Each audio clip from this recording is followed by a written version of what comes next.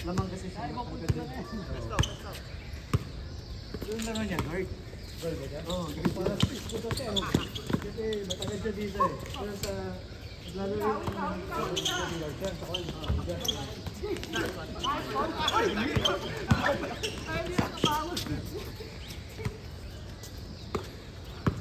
masaya din siya na ipag-alas sa team.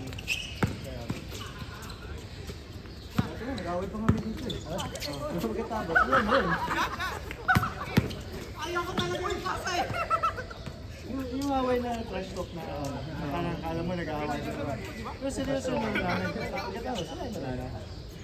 Ayun, lako-lako na talaga. Yun yung tinitingnan ko parang si Mami. Kaya ako, competitive din ako eh. Ayaw ko rin magpatalo eh. George.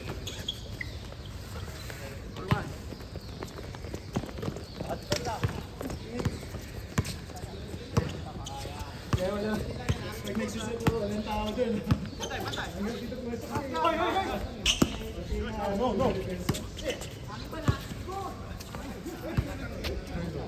Lupas.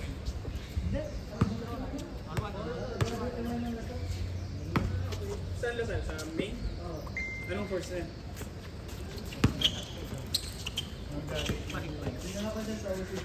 Engineering din, para sa kasawat mo.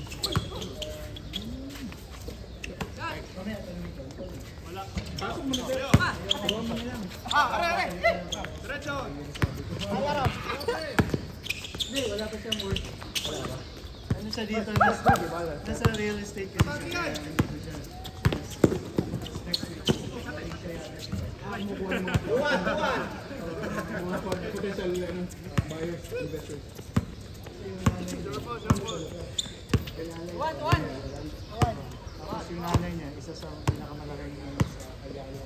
Yung may position. Kaya dinadala siya ng nanay niya dito. Para at least na-expose tama, maganda yun.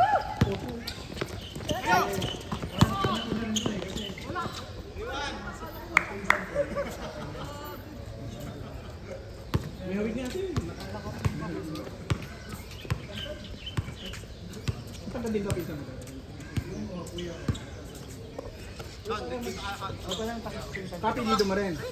Copy dito mo rin. Hindi. Hindi. Ano? Nanay niya yung tita ko. Oh, okay.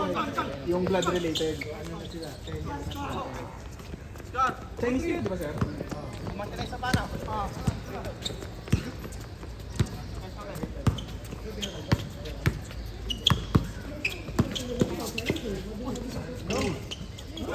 Hindi ka nag-apply ka na.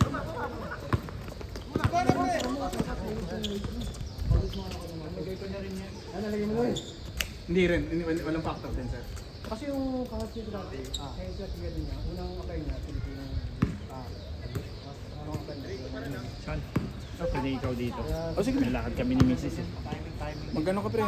Matagal ba yan? Di, wag naman sana. Hindi naman. Mabinat lang. Hindi na alam kung saan yung ayusin mo. Saan punta ng misis mo pre? Dito ba nagtatrabaho din misis mo pre? Saan siya? Diyan lang sa ano. School teacher ko. Uy nga yan eh. Diyan. Kaya dito, lumipat kami dito kasi diyan lang yung school. Yung school, para lakad na lang. Eh, ikaw, saan ka nag-work? NUS ako. NUS. School din yun, di ba? Oo. Ano yun? Prof ka. Hoy! Hoy, si ano? Nagme-maintain kami. Nagme-maintain. Mag-drive ka Nahiya ka sa akin. Ayun, pag ma-teacher ka pre, wala ako. Hindi ako magaling sa math pre. Huwag mo ako kausapin. Alam mo ba yung ano? Yung square root na yun? Hindi ko alam! Engineering. Ito magaling ka. Hindi naman, sakto. Anong field mo sa engineering? Di ba? Electrical. Ikaw? Nurse talaga ako pre. Ah, Nung kumuha ko ng boards, nag-ano ako ng call center, nasa harapan ako. Tapos nung kakahintay ko ng boards, kahit na pumasa ako. Eh kasi, pag halimbawa, laka ka naman din na sa ayaw mo rin pumigay. For sure. Yun na, tuloy-tuloy na. pero hindi siya live. Pero nakatapos siya. Nakailan take na ba siya? Hindi siya nag-take. Bakit? Tinamad din siya. Pero yung mga klasiko. Nag-call center din siya kagad eh. Ah, ganun din. Nasarapan din. Iba kasi training din sa call center, kaya alam mo gaganon-ganon. Ganda. Sa call center. Parang mas gusto ko pang yung time ko na ng call center ako, ang dami ko kasi natutunan kaysa nung nag-college ako pre. Kasi may mga training kasi doon. Marami talaga. Marami, di ba? Oh, sa bagay siya, sabi niya sa'yo, no? Sabi ko, hindi rin pala na, masasabi mo lang yung school, parang orientation mo dito kayo, pre. Hindi mo parang Wala na yung stamina. Gulang lang. May search siya dito. eh, nakita mo ano eh. Hindi Nakita. naman pwede magturo dito ng walang search. Kasi ang business, Nice, bro! ang business ng boss, Bre, ikaw na naman! Ikaw na naman, pre. ang business ng boss niya is ano parang resto tapos may school. So doon siya dati sa resto. So, ang subject niya, English? Oo, hindi, lahat. Alam mo yung mga maliliit na Galing, tinuturoan niya. Mas maganda nga siya yung teacher eh. Hindi naman sa ano, kasi alam ko namang ano dito kasi born na English speaker sila. Ang problema kasi, yung Singlish talaga. Kahit nga yung boss ko nagpo-formal English siya, tatanggalin yung mga la, mga fillers. Hindi matanggal-tanggal yung accent talaga. Matigas na talaga yung accent nila. international school lang naman yun. Wow. Yan, di ba bro? Mga Australia, mga ano. Mga tiga UK, mga expat dito. Naalala ko si teacher na ganyan. Ilan taon na yun, pre? Yung mga preschool? Mga 7? Ay, ano? 4, 5. 2, 4. Ah, 2, 4. Wow, saya.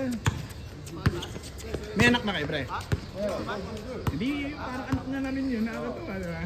Kapag-alagan tayo sa mga anak eh. Nakakatawa naman yung trabaho ni Missy. Mabait yung boss niya, nag-aral siya eh. Kasi nag-close yung ano, yung resto nila. So yung Dahil sa COVID din. dahil sa COVID, nagsakay. Ngayon naman, ano, nag-resume na. Ang hirap din kasi ano, kapag, dahil nagtaas yung mga renta, yung isa pa yan. Yung resto nila dun sa may ano. Ano ba yun? Yung mga expat area. Ay, ano. Kaya mahal yung ano, renta nila. Isang ka nga nagtataka pre, nagtatrabaho ko dito sa Changi City Point. Sa Kampong Ubi ba siya Kasi may Jollibee doon. May sapat sa Tinaga. Tinaga? Yung Jollibee na yan pre ah. Sabi ko ano nasa pre, yung taas. Sabi ko nagsara. Kasi bigat ng renta nila eh. Ang dami na rin kasi, may baba, may taas eh. Minsan nagtataka lang ba ako na ano na kung halimbawa alam mo nahihirapan na yung mga anak ko, ikaw yung nagpaparenta, ano ka naman, makibagay ka. Ano kasi business naman. Unless yung government, tinataasan din yung tax ng renta kasi, no? Eh, biruin mo kung ganyan lang yung kalakaran niyan, pre. Pataas ng pataas. Kawawa na yung mga next generation.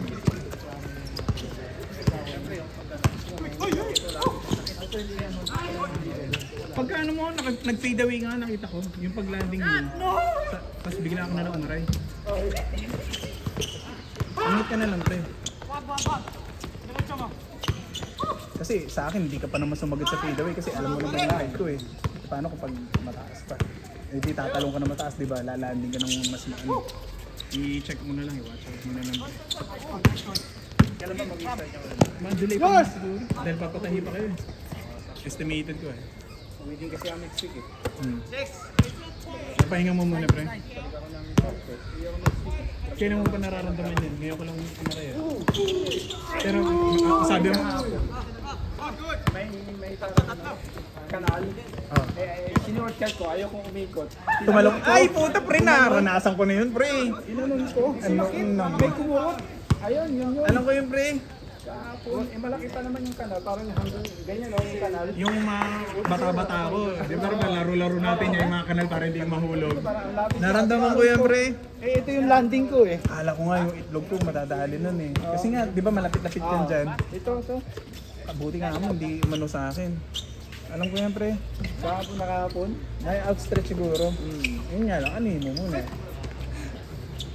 Nagdalawang isip pa nga. I-google mo na lang kung anong pwedeng stretching dyan. Doon ko. Kaya dito na-stretch lalo eh. Tinalong ko. Nagdalawang isip pa. Sabi ko Sorry ko rin naalala ko sa ginagawa namin eh. Nung kabataan namin eh. nagmamadali ako. Alas 6 na. Elementary ako nun, no? Utang na. Di ba minsan kasi ewan ko, hindi nila binabalik yung sa kanal. Di ba pag nililinis sa mga tanga? Siyempre, challenge yun eh. Tatalong-talong kami. Tatangalian pre oh. Naglalakad kami ng tropa ko.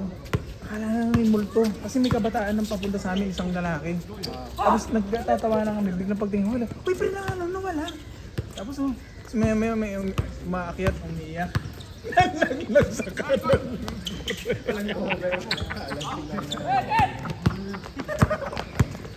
Tangani. Pero kinabahan kami. Hindi naman namin matulungan kasi kaya niya naman kaso ano gagawin namin? Puta alam mo po, burnal. Ingat pre, ingat. Good game, good game. Sige, sige. End of June lang. Sige, sige. Pre. Ay, kala ko, nasabay kayo sa... Pagkakuan ko eh.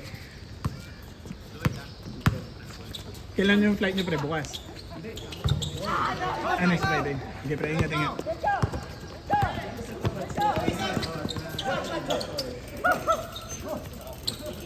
Nice, nice.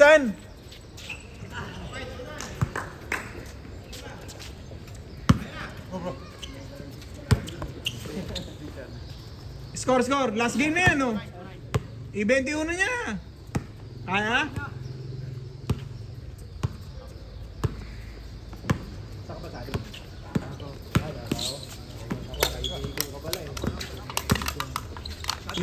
Yung pinost mong bahay ba yun, sir? Ano? Naparenta mo ba o nabenta mo na? Di ba yung may pinost ka dati? Matagal na yun. Tagal ba yun? May kumuha na. Sa Davao, magkano yung presyo ng rentahan nyo dun, sir? 20. Nasa tabi ka ba ng ano? Malapit ka sa, ano tawag dito? Yung mga bilihan, accessible siya. One bedroom lang kasi yun, kaya ayaw tumira ng asawa. Pero sa picture naman mukhang malaki sir nung pinost mo. Oo, para sa inyo no, one bed. May dalawa kayong bata eh. Cabinet ko lang. Puro dami. Cabinet ka. May bahay talaga dito man. May bahay kami sa may Chinatown naman kami. Hindi ko napuntahan yun sir, sa Davao. May Chinatown pala doon. Doon pala. Doon kami. Hindi ko alam yun eh. Alam ko sa Tondo lang yung Chinatown. Kaya nga, akala ko doon sir doon lang. Eh di ba akala ko kasi ang kada bansa may Chinatown na hindi na, di ba? Akala ko Chinatown ng Pilipinas, yung Tondo. Meron din palang Davao. Nakikita mo yun, yung parang may art. Ay. Ganon din, may bilihan ng mga ginto, pagkain. Ganon din. Ito na mura, mga China products. Ano din? Hindi kami dinala doon, no? Hindi kami dinala ng kamag-anak ko doon. Yan yung mga tindahan doon, may Chinese character. Yung sa amin nga, yung beanstalk. Ay, beanstalk sa ano yun? Sa China ba? Pinapalagyan na nga ng Chinese character, kaya papagawa. Wow. Anong ano nyo, sir? Yung best seller nyo? Saka yung salted egg bibingka. Ano na yun? Kumbaga parang kung siso dati pag pinag-usapan sa inyo, kayo lang yung ganun lasa. Parang Yun yung signature nyo talaga. Ayobang! Sarap! Siso dati. Magkano yung ano? Magkano yung benta nyo doon? May different sizes o isa lang? isang size kayo, titira ko to. Kasi Ganun pala yun. Tingnan mo sir, ang ganda ng kwento. Malay mo, mag-ganyan ako. Ganun pala yun, hindi pala pwedeng ano. pero, depende yan sa market, target market mo. Kasi ang target market ko, mga nasa AB. When you say AB, upper class Upper class, and middle class. professional. Okay. Hindi naman bibili na ng maliliit yun. So, hindi wala ako sa mga student. Bahala na sila kung gusto nila, parang ganun. Kasi yung environment ko, puro government offices, tapos bangko. Yun yung ano ko eh. Na talagang may pera. Magkano ba yung isang ganun, sir? Oh, not bad. Tapos Davao pa. Ayos. Tapos sabi nyo city. Ah, yun lang. So, magkano ang kuryente niyo pala? Isang buwan, sir? Nasa mga 20 plus. Maganda naman naman. Ilang oras? Maganda naman. 10 to 10 ha? Open for franchise. Kasi, ay, di pa. Ang pinaka-business kasi namin, coffee bean na benta. Kasi Oh. kami nag-roast. Ba't may taniman din ba kayo? Lahat ng mga kape. Pinakamarami sa Mindanao. Tapos yung sa Barako. Wala ka palang problema pagdating sa shipping ng... Oo. Madali mo palang makuha yung beans. So may ano? Ang alam din si Visayas, si Cebu. Si Luzon, andun pa si Benguet. Andun si Riviera. Andun may mga... Pero mas marami si Mindanao. May super po doon. So Davao meron talaga supply ng beans talaga, sir? May dalawang farmers. Sarap ng ano mo, sir. Kasi nandun na yung ano mo eh. Andun na yung supply mo. Galing. Sa business. Ito rin si Manila. Yung dalawang tao. Ito spending power, Manila talaga. May plan kayo mag-val. Ayoko kasi hirap mo. Nakapag-kompetensya. Management. Ah, okay. Pwede pa siguro siya. Next year. Sa bagay. Kung may magano, Manila. Siguro, ang franchise ko. Yung ano doon, sir? Ano ba yan? Dinala ko ng misis ko sa ano, yung kalaban ng Starbucks ngayon, Korean coffee shop din. Ang laking second floor pa. Sabi ko, ganda na ito ah. Sa Manila, sir, kalat na rin sila. Ang dami. Sabi daw, isa Korean daw yung mga ano. Coffee bean selling talaga. So, pwede kami mag-supply sa Manila. Ayan. Pwede pa lang, kaya pa tayo mag-usap ng business eh. Ako naman, sir, nakikinig ako. Natututo ako sa mga ganyan eh. Kahit dito, pwede mo. Hanggang 17 lang, di ba? 21 daw, pre. 8-4. Yeah. Ako din yung Airbnb. Airbnb nila. Sa Manila. Pero city rin. Sabi nila, oversupply daw ang condominium. Manila, sa inyo. Okay. Yun nga sir eh. 4 years ago, nag-push sila ng mga establishments ng condominium.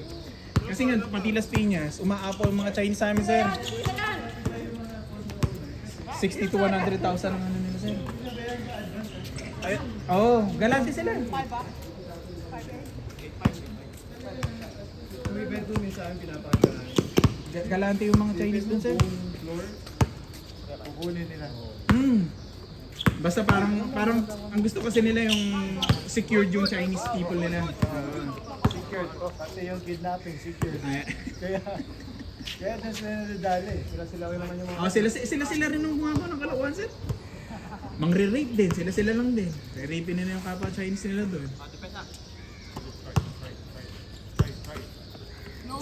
Actually, sayang yung pogo. Sayang! Ang ganda nun! Maganda yung pogo. Kaya lang, yung gusto kasi nila eh. Sinamahan ng illegal. Oo, maganda. Okay naman talaga, sir. Ito na. Ang daming opportunity ng mga Pilan.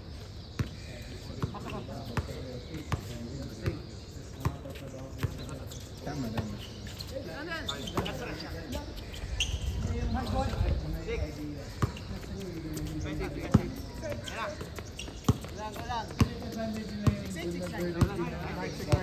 Dapat sa government kasi dapat Actually, sa amin, ano nga, sir? Ano yung...